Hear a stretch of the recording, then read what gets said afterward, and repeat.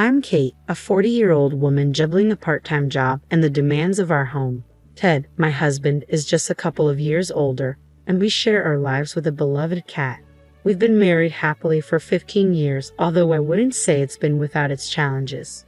One of the biggest disappointments has been our inability to have children. Another source of frustration is Ted's reluctance to pitch in with household tasks, despite his modest earnings. He tends to relax and avoid responsibilities on his days off. Ted has always been close to his mother, who lives nearby. Since his father's passing, he visits her often, claiming she's lonely, though I know she's far from frail. In fact, she can be quite difficult and lacks refinement. Just the other day, I stood in line at the grocery store when an unexpected loud noise escaped me. A mortifying moment. In my embarrassment, I turned around and hastily pointed the blame at the person behind me. My mother-in-law found this incident amusing and began sharing her own shopping anecdotes. Ted, my husband, joined in her laughter, but I couldn't share their amusement. I found her behavior distasteful and couldn't reconcile myself to the fact that she was family. Her unpleasant demeanor left her with few friends, and it seemed like her main pastime was making life difficult for her daughter-in-law. If it weren't for our strained relationship, I wouldn't mind visiting my in-laws. However, I doubt any daughter-in-law would willingly engage with such a character. Even Ted's older brother and his wife, Rose, who used to live in the same house with her, couldn't tolerate her and eventually moved away. It's not hard to see why. Living with such a mother-in-law would be a daunting challenge, especially after Ron, Ted's brother, passed away. Despite Rose's patient and tolerant nature, she too found her difficult to bear and chose to distance herself. I can only imagine how much she must have endured. Rose wanted to create some distance, but her somewhat pampered husband wasn't keen on moving too far. As a result, the three families now live separately but close by. It makes me wonder if all the brothers are Mama's boys. What could possibly be so appealing about a mother-in-law like that? Even if I had to reside under the same roof as her, I could manage it if it were in separate living quarters. However, when she recently summoned me to discuss family matters, the contentious issue of living together came up again. I think it's time for us to consider living together, she said, sparking a heated debate. Live together?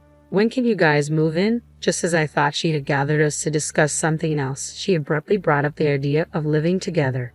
What surprised me even more was her assumption that it was already decided and she was jumping straight into discussing moving and dates. I was taken aback.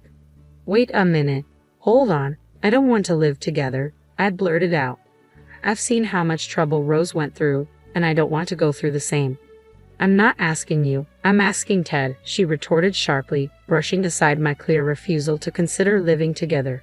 My objection seemed entirely disregarded, despite the fact that I would be directly affected by such a decision. Well, I don't mind living together, Ted chimed in unexpectedly. And when it comes to taking care of Mom in the future, it would be easier for Kate if we're all under one roof, wouldn't it? I couldn't believe Ted had agreed to this so readily, assuming I would take on the caregiving responsibilities in the future. Take care of you? Are you serious? I exclaimed, incredulous. After all the difficulties you've caused Rose and me. Her expression soured at my response. Oh dear, that sounds rather harsh. I was just offering some guidance as your elder in matters of health and family. Education. Is she really the one to talk about education? I mused silently. Regardless, I have no intention of living together or taking care of you. If you insist, I will file for divorce, I stated firmly, startling Ted. Whoa, wait, divorce over this? Ted reacted, clearly flustered. Considering divorce over being coerced into living together and caregiving without regard for my feelings is not unreasonable, I asserted. I have a job and stable income, so I'll manage just fine even if we separate. Ted was left momentarily speechless. Well, if Kate truly doesn't want to, then I suppose we'll have to ask your brother and Rose to return, she interjected, causing Rose to panic. Oh, I can't live with my mother-in-law again. It would be detrimental to my mental health. Absolutely not, Rose exclaimed, clearly distressed. However, this time her husband attempted to soothe her. Calm down, Rose. Mom may have been tough on you in the past, but it was out of concern for you. She regrets it now, he reasoned. Regret? I haven't seen any signs of regret from her at all. Rose retorted, clearly unconvinced. Yeah, you never argue back no matter what I say, so it's not much fun for me either. It's tough when a daughter-in-law is as straightforward as Kate. but it's also difficult when she doesn't express her thoughts," her brother-in-law added unexpectedly. Rose was left speechless at his unexpected remark. Standing beside her, I too was taken aback and rendered speechless. Rose had always been a homemaker. "If you divorce, you'll struggle financially right away. Kate works diligently, unlike you," remarked the brother-in-law, prompting the mother-in-law to chime in. "It's true, Rose. If you continue to be selfish, your husband might leave you. When a woman lacks good looks and a good figure, she ends up alone on the streets." I couldn't believe the mother-in-law's lack of remorse. She seemed to be escalating further. "Rose used to be so pretty when she was young. Now she's gained quite a bit of weight," she continued, seemingly oblivious to her hurtful words. I wondered where this conversation was heading. "Did you hear about those big deals? The zoo deals?" I'm interested," I murmured, trying to change the subject. But the brother-in-law burst into laughter. "Oh, that's terrible. Are you comparing me to a seal?" Rose choked back tears as she spoke. I felt flustered, wanting to comfort her, but the mother-in-law and the brother-in-law continued their insensitive banter. No, it's just a misunderstanding. I was talking about the upcoming event at the zoo, right, brother-in-law?" The mother-in-law interjected hastily. "Seals wave their flippers and go ho-ho, don't they? Ho-ho, it's a spot-on imitation." To my disbelief, the brother-in-law and mother-in-law began imitating a seal, flapping their hands at their sides. "Stop it, please. Are you both out of your minds?" I exclaimed, shocked by their behavior. Rose couldn't hold back her tears and stormed out of the house. I hurried after her, chastising the mother-in-law. "How can you both be so thoughtless and disrespectful? It's no wonder Rose and I refuse to live with you." Ted interjected angrily. "You act all high and mighty because you work, but you're just another woman trying to make it on her own. You'll end up on the streets like Rose. Don't think of threatening divorce. You'll regret it." His words stung deeply. While I was in a more stable position than Rose, I couldn't easily dismiss the idea of divorce either. "I absolutely refuse to live together," I declared firmly before storming out of my in-laws' house. My priority was finding Rose and offering her comfort. After searching through town, I spotted Rose walking slowly. "Rose. Kate." Rose turned, her tear-streaked face showing her distress. I managed to calm her down and led her into a nearby cafe. "I can't take it anymore. I've always been bullied by my mother-in-law, and Ted never supports me." I sympathized with her. "Yeah, both brother-in-law and Ted are such mama's boys," Rose sighed in agreement. "It's not just the bullying from my mother-in-law. I can't tolerate his cheating anymore. And even worse, my mother-in-law is helping him cheat," Rose suddenly confided, catching me off guard. "Wait, hold on. Brother-in-law is cheating, and your mother-in-law is in on it? How did this happen?" I asked, stunned by the revelation. "He's been seeing someone else for a while now. He claims he's visiting his mom, but he's actually out with his mistress. His mother covers for him, creating excuses and lying to cover his tracks," Rose explained tearfully, pouring out her emotions. "Oh." My heart went out to Rose. She was not only enduring mistreatment from her mother-in-law, but also betrayal from her husband. It was a heartbreaking situation for her. "I understand why you're upset. It's heartbreaking, but why endure it? You don't have to put up with this," I said, hoping to console Rose. But instead of finding solace, Rose looked at me with a puzzled expression. "Why endure it? I thought you were enduring the same thing," Rose replied cryptically. "What do you mean?" I asked, puzzled. Rose then proceeded to unveil a shocking tale. After listening to her story, we both agreed to join forces and seek retribution against our in-laws. The behavior in that household was simply outrageous. There was no reason for us, as wives, to endure their ridicule in silence. We vowed to repay them double for the humiliation they had inflicted upon us and to assert ourselves once and for all. A month after Rose and I made our decision, our mother-in-law quietly summoned us once again. Without informing our husbands, Rose and I made preparations, seeing it as the perfect chance. With determination in our hearts, we set off for our husband's family home.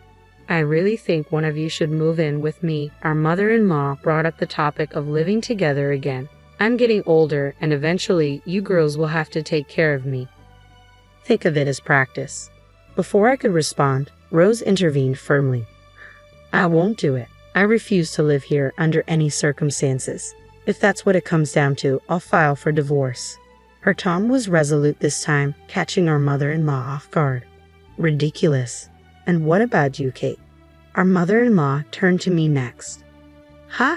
I was caught off guard. So, you want us to live with you because you expect us to take care of you, right? I clarified. Well, yes, that's part of it, but I also don't want to be alone. I want to live with one of my sons, she explained. When neither Rose nor I agreed, our mother-in-law's impatience grew. Can't you girls understand a simple request? This isn't a request, it's an order. You will live with your husbands here. Rose and I exchanged a glance and shook our heads in unison. We refuse. Perhaps someone else can fulfill this role instead, I declared calmly. With that, I spread a handful of photos across the table. What is this? Brother-in-law and Ted gasped in surprise.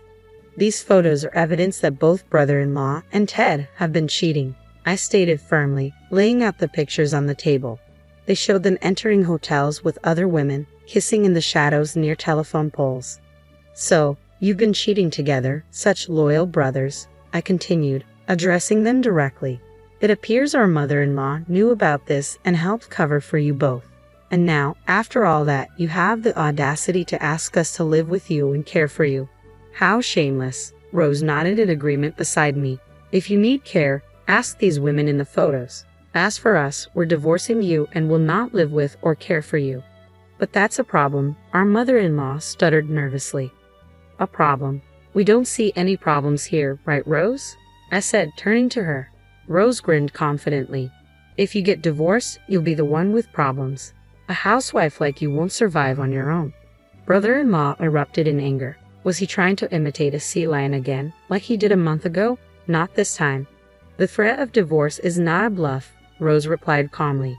I won't have any issues. I plan to secure substantial compensation from you. Additionally, I intend to demand compensation from your mistress. With that, I should be able to rent a small apartment and rebuild my life. It will require finding a job, but I'm determined to stand on my own. I'll support you, Rose. We both agreed to stand together and confront the situation. With my personal savings, I can manage for now. Once Rose secures compensation from her husband and his mistress, she'll repay me with a small amount of interest. We must extract money from these two, no matter what. Oh, Ted, I intend to seek compensation from both you and your mistress, even with my job. Finances are tight for a divorced woman in her 40s, I declared firmly to Ted, who looked stunned. I'm sorry, it was just a mistake. I didn't mean anything serious, Ted pleaded. Whether it was serious or not, an affair is an affair. I've already spoken with a lawyer, so please contact them, I said, handing both Ted and brother-in-law business cards from the same law firm. The lawyer's name on the card was identical for both. We both hired a lawyer simultaneously and managed to secure a small discount on the retainer fee. Quite the bundle deal, you might say. A strategic move worthy of a savvy housewife. Wait, let's talk this through, please. Don't mention divorce. I'm sorry, I'm begging you. Ted and my brother-in-law both knelt and pleaded, but my mother-in-law grew even angrier and began shouting. If you're going to divorce, just do it. Can't handle a little infidelity from your husband? I don't need such an intolerant daughter-in-law. Rose suddenly burst into laughter, her confidence shining through. After all, a woman gains strength with a big move. Mother-in-law, you seem quite tolerant of infidelity yourself. Could it be because you've been in the same situation? Rose's words caught my mother-in-law off guard. What are you talking about all of a sudden? Didn't you have an affair back in the day? That's what the neighbors said, with a part-time student from Ted's swim club. What's going on with your family's DNA? I know your late husband was diligent, but where did you hear such nonsense? Maybe you should ask around, I retorted, puzzled by my mother-in-law's accusation. Well, we'll be packing our things now, Rose and I announced in unison, stating that with bright smiles. Enjoy your time. Following that, Rose and I returned to our respective homes, gathered our pre-packed belongings, and departed. We had already secured an apartment, where we met up later. Despite numerous calls from Ted and my brother-in-law, we ignored them all, leaving everything to our lawyer. Eventually, our dual divorces were finalized and we received our alimony. My mother-in-law's plan to have her daughters-in-law care for her failed, leaving her to rely on her two sons. Evidently, a dispute arose between my brother-in-law and Ted over who would take care of her. Come back, it was my fault. Let's start over. I'll be waiting for you at the restaurant where we used to go on dates. Every night, emails like these from my brother-in-law and Ted kept popping up on Rose's and my phones. After work, we would read them, share a drink, and laugh about our ex-spouses. "Hey, Rose, you remember which restaurant he's talking about?" I asked one evening. "I'm not sure. The restaurant where we used to go has been torn down. I wonder where he's waiting," Rose replied thoughtfully. It was just Rose, myself, and our cat now. After Rose found a job, she moved out of the apartment we had escaped from together, away from that toxic family. Despite living separately, we remained close, supporting each other as friends. As I stroked my beloved cat and sipped my coffee, I savored the peace of my new life.